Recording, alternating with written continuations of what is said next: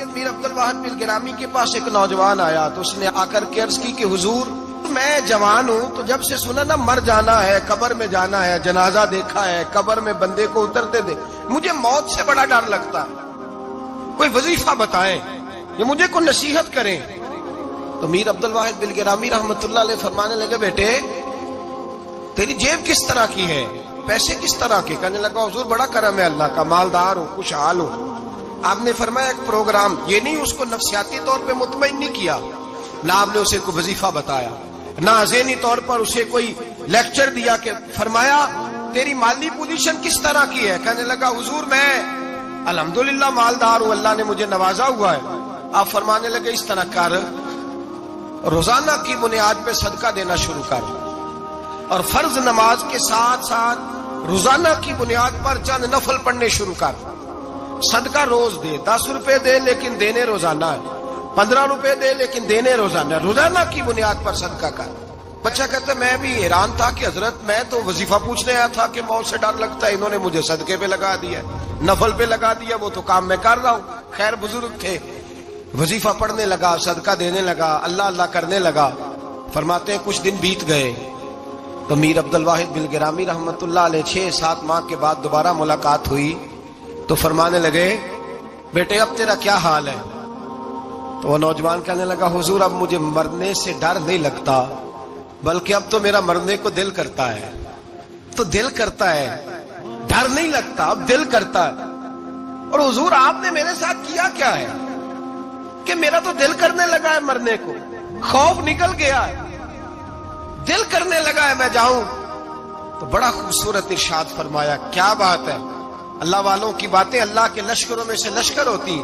میر سید عبد الواحد بن گرامی رحمت اللہ علیہ فرمانے لگے بھائی جس جگہ آدمی کی پراپرٹی ہوتی ہے، جس جگہ اس کا مکان ہوتا ہے، جس جگہ اس کی جائیداد ہوتی ہے، وہاں اس کا جانے کو دل کرتا ہے۔ فرمایا اب تو نے صدقہ دے کے نفل پڑھ کے جنت میں اپنا مکان بک کرا لیا ہے، اب وہاں تیرا پلاٹ ہو گیا ہے، اب تیرا ڈر نہیں لگے گا، اب تیرا جنت میں جانے کو دل کرے گا، اب تیرا وہاں جانے کو جی چاہے گا جہاں آدمی کی زمین نہیں ہوتی، جگہ نہیں ہوتی، سر چھپانے کو مکان نہیں ہوتا۔ بھائی نبی کریم صلی اللہ علیہ وسلم کی بارگاہ میں حضرت عمر آئے، بخاری مسلم میں موجود، کہتے ہیں حضور اٹھے چارپائی سے تو نبی پاک کے کمر مبارک پر موٹے موٹے بان کے نشان تھے۔ عرض کی یا رسول اللہ صلی اللہ علیہ وسلم کیسر و کسرا تو اتنی موج میں ہے، یا رسول اللہ وہ تو اتنی موج کر رہے ہیں اور آپ اس تکلیف میں؟ تو محبوب نے فرمایا عمر کیا تم یہ پسند نہیں کرتے کہ وہ دنیا میں موج کر لے اور اللہ آخرت کی ساری عزتیں ہمیں ہی عطا فرما دے؟ فرمایا میں تمہاری دنیا سے کچھ لینے نہیں آیا، میں تو بطور مسافر یہاں وقت گزار کے پیغام الہی دینے آیا ہوں۔ تو میرے بھائی جب توحید باری تعالیٰ پر توجہ ہوتی ہے پھر دنیا کی لذتوں پہ دل نہیں لگتا، پھر انسان ساری محنت آخرت کے لیے کرتا ہے، پھر اس کا خیال آخرت کی طرف رہتا ہے۔ اور میرے اعلیٰ حضرت فاضل و محدث بریلوی رحمت اللہ تعالیٰ علیہ فرماتے ہیں جب تیری توجہ توحید باری تعالیٰ کی طرف ہوتی ہے نا پھر تو اپنے آپ کو سنبھال کے نہیں رکھتا، پھر تو تیرا دل کرتا ہے میں جیوں بھی تو اللہ کے لیے، مروں بھی تو، بول کے بتائیے، جیوں بھی تو اور مروں بھی تو، میری زندگی کا مقصد تیرے دین کی سرفرازی، میں اسی لیے مسلمان، میں اسی لیے نمازی۔ پھر دل کرتا ہے کہ جینا مرنا اللہ کے لیے ہو۔ پھر صحابہ حضور کی بارگاہ میں آ کے سفارشیں کرتے ہیں۔ حضرت ابو سعد خزیمہ، بڑی عجیب حدیث اور بڑا نرالا رنگ اس روایت کا، حضرت ابو سعد خزیمہ رضی اللہ تعالیٰ عنہ، ان کے بیٹے، ان کا نام سعد تھا، بیٹے بدر میں شہید ہو گئے۔ حضور نے احد کے لیے اعلان کیا تو حضرت خزیمہ آئے نبی پاک کی بارگاہ میں اور آ کے کھڑے ہوئے تو عرض کرنے لگے محبوبہ میں دعا کرانے آیا ہوں۔ صحابہ کہتے ہیں لب و لہجے میں اتنا حسن تھا، گفتگو میں اتنی مٹھاس تھی، اس کی بولی کے اندر اتنا پیار تھا کہ ہمارے دل مائل ہو گئے کہ یہ کیا کہنے آئے۔ حضرت خزیمہ عرض کرنے لگے یا رسول اللہ صلی اللہ علیہ وسلم میرا صاحبزادہ، میرے بیٹے محمد سعد وہ بدر میں شہید ہو گئے تھے، یا رسول اللہ میں شہادت سے رہ گیا تھا، حضور ہم دونوں باپ بیٹے کا ارادہ تھا جہاد میں آنے کا، ہم دونوں کا پروگرام تھا، وہ کہتا تھا میں جاؤں گا، میں کہتا تھا میں جاؤں گا۔ پھر ہم نے قرآن اندازی کی تو قرہ میرے بیٹے کے نام نکلا، بیٹا میرا آیا بدر میں پھر اللہ تبارک و تعالیٰ نے اسے شہادت عطا فرمائی، وہ شہید ہو گیا۔ یا رسول اللہ صلی اللہ علیہ وسلم، آپ نے کل اعلان فرمایا ہے کہ احد کے لیے جانا ہے، اور رات ہی کو میرا بیٹا مجھے خواب میں ملا ہے، اور میں نے دیکھا ہے وہ تو جنت کی نہروں کے قریب سیریں کر رہا ہے، اور مجھے کہہ رہے ابا جی جلدی آ جائیں، یہاں مل کے رہیں گے، مل کے وقت گزاریں گے۔ یا رسول اللہ صلی اللہ علیہ وسلم، میں بے چین ہو گیا ہوں اس کے پاس جانے کے لیے، دعا فرمائے اللہ مجھے بھی شہادت عطا فرما دے، اللہ مجھے بھی شہادت دے دے۔ صحابہ کہتے ہیں اس کی عجیب، اس کا دعا کرانے کا، ہم نے تو دیکھا تھا لوگ دعا کرانے آتے ہیں کوئی مصیبت کے لیے، کوئی پریشانی کے لیے، کوئی آزمائش کے لیے، کوئی بیماری کے لیے۔ یہ مصطفیٰ کریم کے صحابہ کا بارگاہ خداوندی پر اعتماد، توحید باری تعالیٰ پر نظر، کہ وہ کہتے ہیں ہم تو اللہ کے لیے جان دینے کی دعا کرانے آئے، دعا کریں اللہ ہمیں اپنے رستے میں شہادت کی موت دے۔ صحابہ کہتے ہیں نبی پاک نے دعا فرمائی، پھر ہم نے حضور کی دعا کو قبول ہوتے بھی دیکھا، ہم نے اپنی آنکھوں سے مصطفیٰ کی دعا کو قبول ہوتے دیکھا، ہم نے جناب خزیمہ کو احد کے میدان میں شہید ہوتے دیکھا، اور میرے رسول پاک صلی اللہ علیہ وسلم کے صحابہ ان کی طرف دیکھتے تو رشک کرتے، فخر کرتے، کہتے دیکھو یہ وہ غلام ہے جو حضور سے دعا لے کر کے دنیا سے گیا۔ آج جو لوگوں کا مرنے کو دل نہیں کرتا، آج بڑی بڑی بلڈنگیں بناتے ہیں، بڑی بڑی عمارتیں کھڑی کرتے ہیں، بڑی بڑی جائیدادیں بناتے ہیں، ہر بینک میں اکاؤنٹ کھلواتے ہیں، سرمایہ، پیسہ، دنیا داری بناتے ہیں، تعلقات بناتے ہیں، سیاسی سماجی رشتے، دنیا داری کے جھوٹ کے ناطے۔ توحید باری تعالیٰ پر جب اعتماد ہوتا ہے تو انسان جس رشتے کو مضبوط کرنا چاہتا ہے وہ یا خدا کا رشتہ ہوتا ہے یا محمد مصطفیٰ کا رشتہ ہوتا ہے، باقی تو پھر اس کی توجہ ہٹ جاتی ہے توجہ، پھر وہ یہ دیکھتا ہے کہ خدا رسول کے ساتھ رشتہ کس طرح مضبوط ہو سکتا ہے۔ میرے بھائی، توحید باری تعالیٰ اللہ کے راستے میں مرنے کا جذبہ دیتی ہے، راہ الہی میں نکلنے کا شوق پیدا کرتی ہے۔ اللہ تبارک و تعالیٰ کی توحید جب تو کامل طور پر مانتا ہے پھر تیرا آگے بڑھنے کو دل کرتا ہے۔ حضرت سیدنا انس بن مالک رضی اللہ تعالیٰ عنہ فرماتے ہیں، الترغیب والترہیب میں حدیث مبارکہ موجود ہے، فرماتے ہیں احد کے میدان میں یا اس کے علاوہ کوئی ایسا موقع تھا کہ ایک صحابی حضور کی بارگاہ میں آئے، عرض کرنے لگے یا رسول اللہ صلی اللہ علیہ وسلم، ایک تو میں غریب ہوں، دوسرا میری شکل صورت خوبصورت نہیں، تیسرا میرے وجود سے بدبو نکلتی ہے، کوئی میرے قریب نہیں بیٹھتا، اگر میں اللہ کے راستے میں جہاد کروں، اپنی راہ خدا میں جان دے دوں، تو بتائیے میرا رب مجھے کیا عطا کرے گا؟ تو نبی پاک نے فرمایا اگر تو شہید ہو گیا تو سارے دروازے کھل جائیں گے جنت کے، سیدھا جنت میں جائے گا۔ یقین کامل دیکھیے، احد کے میدان میں تلوار پکڑی، جہاد کیا، شہید ہو گئے، صحابہ کہتے ہیں نبی پاک اس کے سرانے آ کے کھڑے ہوئے، اور کیا خوبصورت جملے ارشاد فرمائے اللہ تبارک و تعالیٰ نے اس کی بدصورتی کو خوبصورتی میں بدل دیا ہے، اللہ نے اس کے وجود سے آنے والی بدبو کو خوشبو سے بدل دیا، اور نبی پاک علیہ السلام فرمانے لگے جنت کی حور دروازہ کھول کے اسے کہہ رہی ہے آ جا جلدی جلدی، اللہ نے تیرا نکاح میرے ساتھ فرما دیا ہے، جلدی آ جا، میں تیرے استقبال کو کھڑی۔ میرے عزیز، کچھ لوگ ایسے ہیں جن سے عذاب قبر ہوگا ہی نہیں۔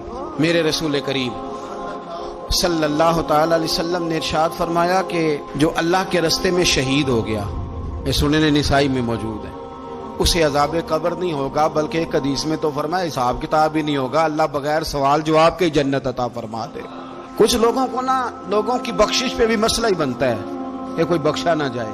اور ایک صاحب کہہ رہے تھے جی یہ کیا معاملہ ہے کہ جمعے کو بندہ مر گیا یا فلانا ہو گیا تو اس سے حساب کتاب نہیں ہوگا، اتنے بڑے جرم لوگوں نے کی، اتنے پاپ، اور جمعے کو مر گیا تو بخشا جائے گا۔ تو میں نے کہا جرموں کا بھی اسے حساب اللہ لے لے گا، لیکن میاں حساب کتاب کی ڈیوٹی نہ اللہ کی ہے تو بہتر یہ ہے کہ اسی کے ہاتھ میں رہے، تو نہ اپنے ہاتھ میں لینے کی کوشش کر۔ سنن ترمذی کی حدیث، ہمیں پتہ نہیں کیا مصیبت ہے، ہمیں پتہ نہیں کیا مسئلہ ہے۔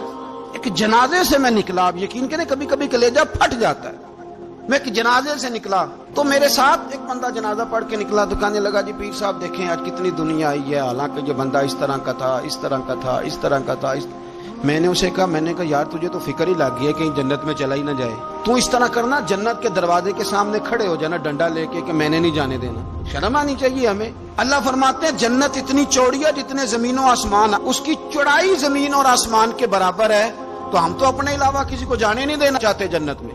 اور بس کریں, جنت خدا کا فضل ہے, اور اللہ فرماتے ہیں میرا فضل میں جسے چاہتا ہوں عطا کرتا ہوں.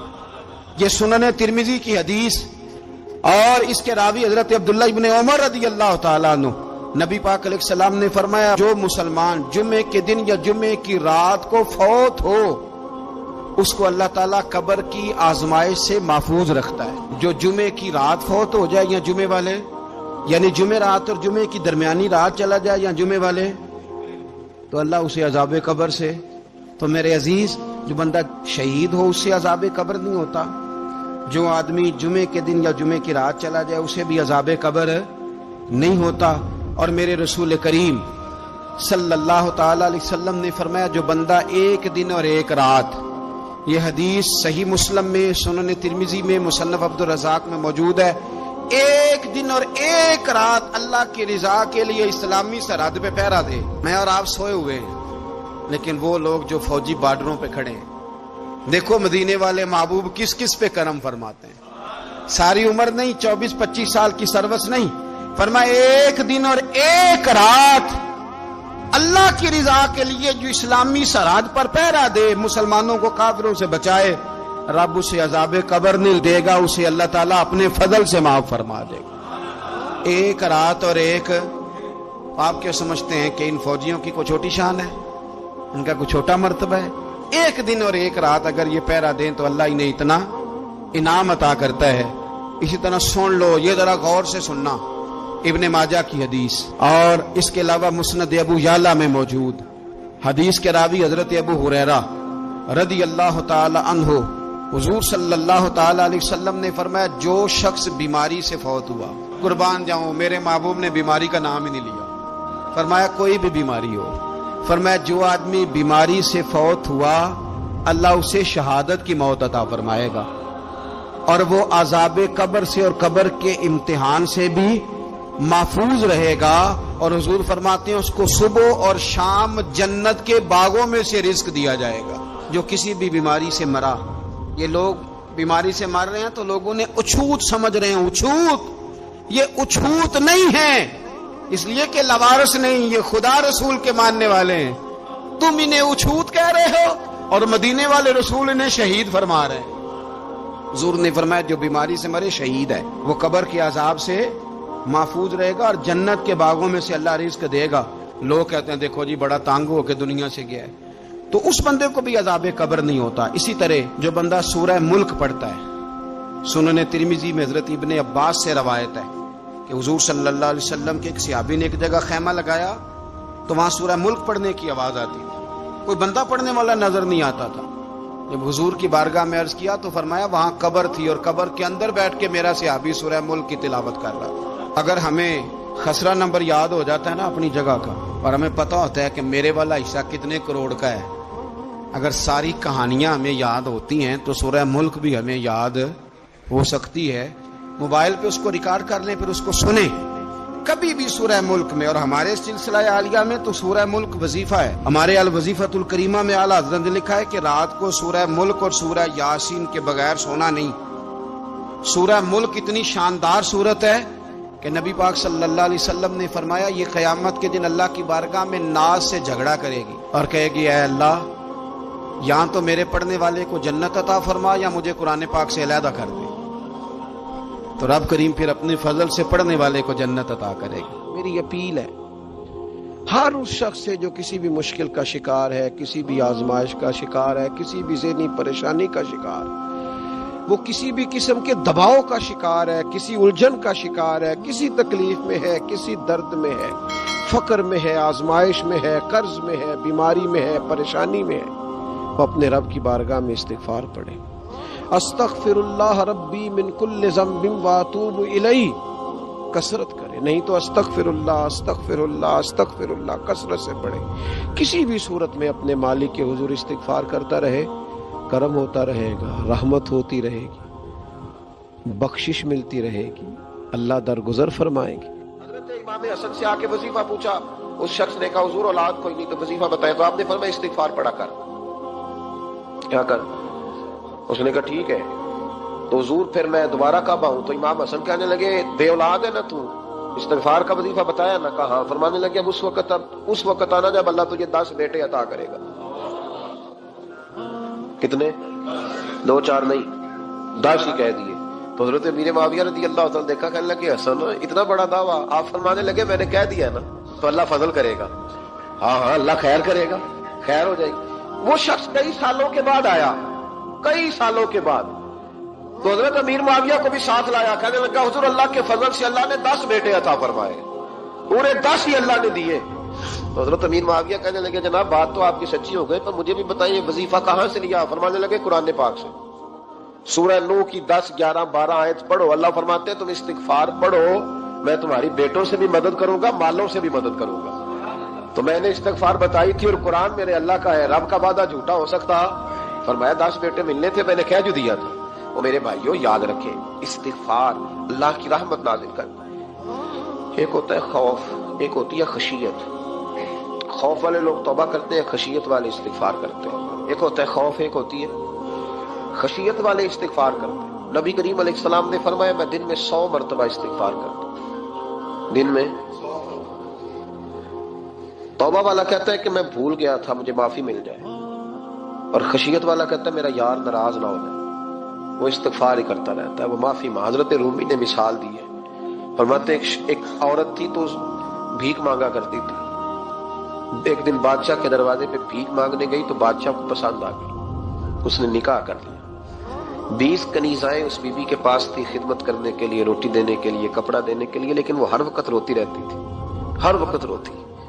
ایک سمجھدار کنیز کہنے لگی کہ ملکہ اب تیرا درجہ بہت بڑا ہے، تو ہر وقت روتی رہتی ہے، معافیاں ہی مانگتی رہتی ہے ہر وقت، کون سی ایسی نعمت ہے جو تیرے پاس نہیں؟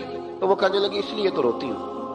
کیا مانا؟ کہنے لگی اس لیے روتی ہوں کہ میں اس قابل نہیں تھی جو مجھے مل گیا، کہیں میرے سر کا سائیں ناراض نہ ہو جائے، وہ کہیں بگڑ نہ جائے. مجھے پتا ہے کہ میں کیا تھی اور مجھے کہاں تک پہنچا دیا. میں روتی اس لیے ہوں کہ کبھی کہیں وہ ناراض. حضرت عمر اس لیے روتے تھے کہ کہیں مصطفیٰ ناراض نہ ہو جائے. حضرت ابو بکر اس لیے تڑپتے تھے کہ کہیں اللہ کا فضل روٹھ نہ جائے. یہ جو مولا علی اپنے کمرے میں بیٹھ کے زور زور سے استغفار پڑھتے تو اس لیے نہیں کہ بڑے پاپ تھے جن کی معاذ اللہ معافی مانگتے تھے، اس لیے کہ رب رسول کہیں ناراض نہ ہو. خشیت تھی کہ جہاں ہم پہنچے ہوئے کہیں وہاں سے واپس. استغفار بندے کی اللہ سے صلح کرا دیتا ہے، بندے کی رب سے صلح ہو جاتی ہے جب استغفار. دیکھیں نا بڑی سادی سی بات ہے کہ 2 بھائی ناراض ہو تو بڑا کہتا ہے اس نے میری بے ادبی بڑی کی، تو چھوٹا اگر پاس آ جائے اور پیر پکڑ لے کہ چل یار معاف کر دے، تیرا بھائی نہیں. پتہ کیا ہوتا ہے؟ صرف معافی نہیں ملتی. ہاں صرف معافی نہیں. چھوٹے نے بے ادبی کر دی، بڑے کو تکلیف ہوئی، بات جب آگے بڑھی نا تو بڑے نے شکوہ کیا. جب لوگوں نے چھوٹے کو سمجھایا تو چھوٹا جب معافی مانگتا، ادھر دیکھو میری طرف، جب چھوٹا معافی مانگتا ہے نا اٹھ کے جاتا ہے اور بڑے کے پیر پکڑتا ہے تو میرا معاف نہیں کرتا، بڑا رو بھی پڑتا ہے، بڑا رو بھی پڑتا ہے. اور وہ کہتا ہے کہ وہ میں اور تم اماں کے پاس اکٹھے بیٹھتے، ایک باپ کی موٹر سائیکل پہ اکٹھے بیٹھتے، تو تیرا اور میرا رشتہ یار تو نے یہ کیوں؟ وہ جو آنسو نکلتے ہیں نا وہ درد ہوتا ہے، وہ کیف ہوتا ہے، وہ سوز ہوتا ہے، وہ لذت ہوتی ہے، وہ پیار ہوتا ہے. رب کہتا ہے تو معافی مانگ، انہو کان غفارا، تو معافی مانگ، میں تجھے معاف بھی کروں گا، تیرے اوپر رحمت بھی فرماؤں گا، تیرے اوپر کرم نوازی بھی کروں گا، تجھے نواز دوں گا، تجھے عطا کروں گا. حضرت موسیٰ کلیم اللہ علیہ السلام کا زمانہ مبارکہ تھا، قحط پڑ گیا، بارش نہیں ہوتی. ہم لوگ نا اب تو خیر ہمارے پاکستان میں تو ٹیبل ٹاک ہوتی ہے، ٹاک شو ہوتے ہیں. ہمارے یہاں تو پتہ کیا جاتا ہے کہ بارش ہو کیوں نہیں رہی، اور اس پہ یہ ہوتا ہے کہ دھواں بڑا چڑھ گیا ہے، حالات بڑے خراب ہیں، فلاں ایسے ہو گیا قحط کا. ہم تو اسباب تلاش کرتے رہتے ہیں نا جی، پھوک بہت زیادہ ہے، فلاں چیز ایسے ہے، فلاں چیز ایسے، ہم تو یہ تلاش کرتے رہتے ہیں. وہ لوگ یوں نہیں کرتے تھے، وہ سیدھے جا کے مسلوں پہ بیٹھتے تھے، اس لیے کہ وہ کہتے تھے جب رب چاہتا ہے تو پھر کوئی چیز کسی چیز کو روک سکتی، وہ سیدھے مسلے پہ بیٹھتے. اعلیٰ حضرت فاضل بریلوی رحمۃ اللہ علیہ کے پاس ایک مولانا محمد حسین آئے، وہ فلکیات کے بڑے ماہر تھے. تو اعلیٰ حضرت نے فرمایا ذرا ستاروں کا حساب لگا کے دکھاؤ بارش کب ہوگی. کہنے لگا پورا مہینہ تو نہیں ہوگی. تو اعلیٰ حضرت رحمۃ اللہ علیہ فرمانے لگے کہو کہ میرا علم کہتا ہے مہینہ نہیں ہوگی، اللہ چاہے تو ابھی ہو سکتی ہے. کہنے لگا جی وہ تو ٹھیک ہے پر میرا علم، وہ جیسے روز لوگوں نے پیر نیٹ ٹو شہنشاہ صاحب نہیں کھولے ہوتے، کہ بارش کب آئے گی، اور اس کی طرف نہ دیکھ، مصلی پہ بیٹھ، مہربانی کر مصلی پہ بیٹھ، اللہ کی بارگاہ میں حاضر ہو، اس سے معافی مانگ، اسے منا تاکہ وہ رحمت کی بارش۔ کہنے لگا جی میرا علم کہتا ہے، تو اعلیٰ حضرت فرمانے لگے پھر وہی بات، تو کہہ اللہ چاہے تو بارش ابھی، لیکن یہ جو اڑ گئے ہیں نا بیچارے، یہ اڑ ہی گئے ہیں، یہ جہاں الجھ گئے ہیں وہاں یہ لوگ الجھ گئے، اللہ ہمیں الجھنے سے محفوظ فرمائے۔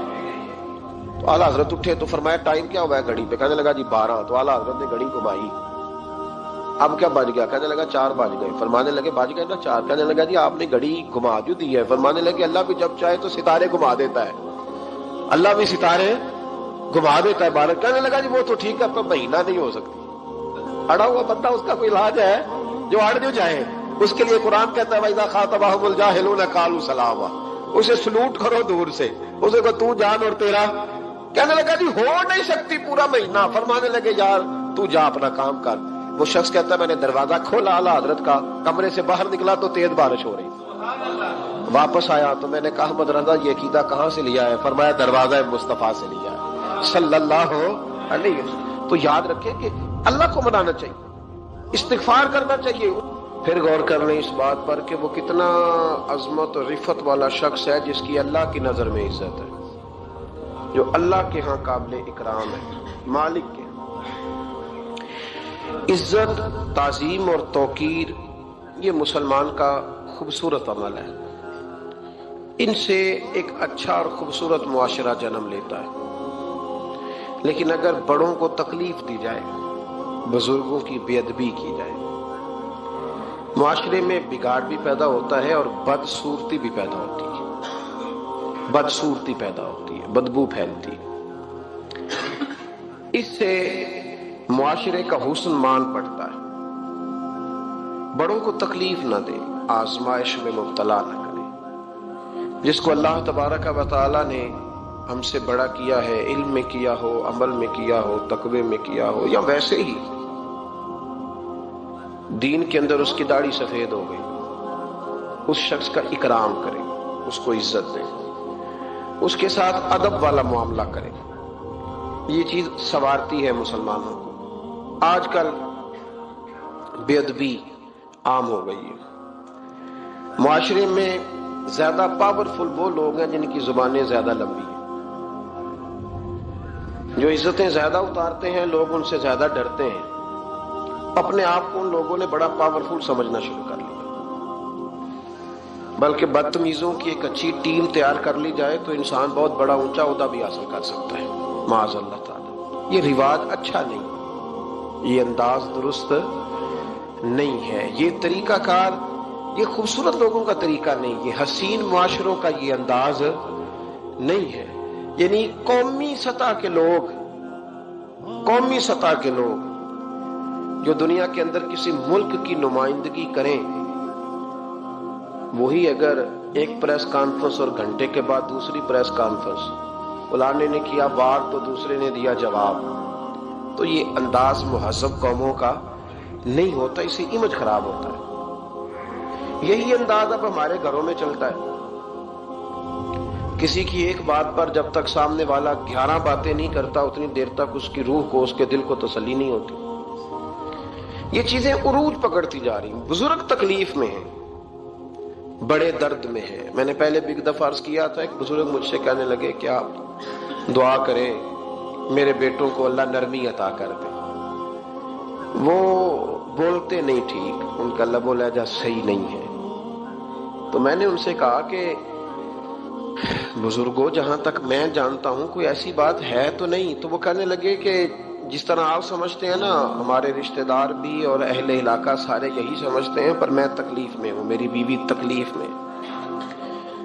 میں نے کہا کہ پھر آپ یہ اتنی زیادہ پردہ پوشی کس بات کی؟ تو وہ کہنے لگے کہ ڈرتا ہوں، اگر لوگوں کے سامنے ہم بات کرتے ہیں تو لوگ کہتے ہیں کہ تم نے تربیت نہیں صحیح کی،